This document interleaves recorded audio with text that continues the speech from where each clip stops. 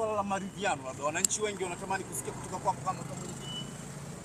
Ukikamatwa na polisi inakuwa ni bora zaidi kuliko kukamatwa na watu wasiojulikana.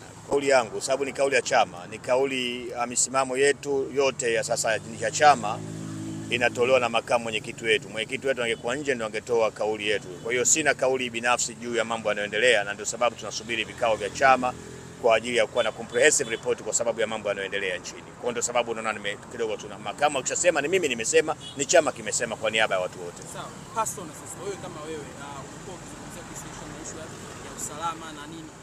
Sasa hivi uko usalama hauko sawa nchi hii, mnafahamu mambo yanaendelea, mambo ambayo yametokea, lakini nachosema tu ni kwamba tutaendelea kumwamini Mungu, tunaendelea kuwa makini, lakini wakati huu wa sasa. Asante sana. Baadhi ya wanachama wa Chadema wameripoti kwamba wameondoka ndani ya nchi. Labda idadi yao unafahamu, labda na hili mnalifahamu kama chama? No, hatujafahamu, lakini kweli kwamba sehemu inapokuwa hatarishi watu wanaweza kuattempt kufanya hivyo, na hata wakina Mandela walikimbia wakati makaburu wananani. Sio sifa nzuri kwa nchi yetu, kwa sababu hii ndio nchi iliyokuwa kimbilio ya Wanamibia, wa Afrika Kusini, watu wa Zimbabwe wakati wanaumizwa kule na wazungu. Sasa leo kama nchi yetu imefikia sehemu watu wanakimbia kwa sababu ya usalama wao, na ni prudent tu kwa sababu kuna watu wengi wamepotea, wengi sana, wakiwemo viongozi wakubwa kama Polepole ambaye amekuwa katibu mwenezi wa CCM.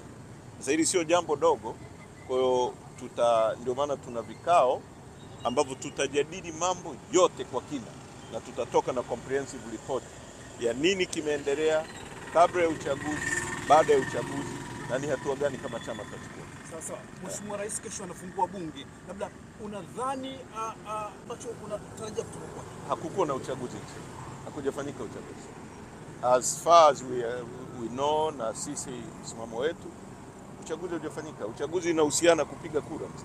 Yes. Labda iwapo serikali itataka maridhiano, labda mzee nasema hivi, inatosha hiyo tuliyosema kwa leo kwamba hakukuwa na uchaguzi. Swala la maridhiano, labda wananchi wengi wanatamani kusikia kutoka kwako kama mwenyekiti.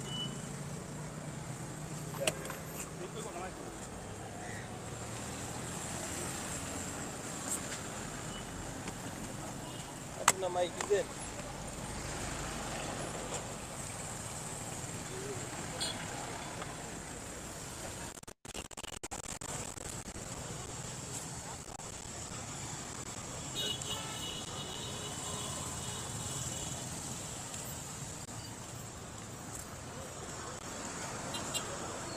Viongozi waliitwa kwa ajili ya kuripoti kwenye ofisi ya ZCO, na baada ya kuripoti wakaambia waje kuripoti leo, na leo wameripoti tena. Tumepewa majibu kwamba tarehe ya kuripoti nyingine tutapigiwa simu.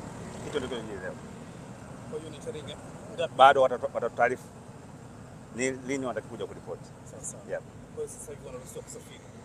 Sasa hilo ni jambo jingine, lakini mwisho wa siku ni kwamba wamesema siku ya kuja kuripoti watatoa taarifa.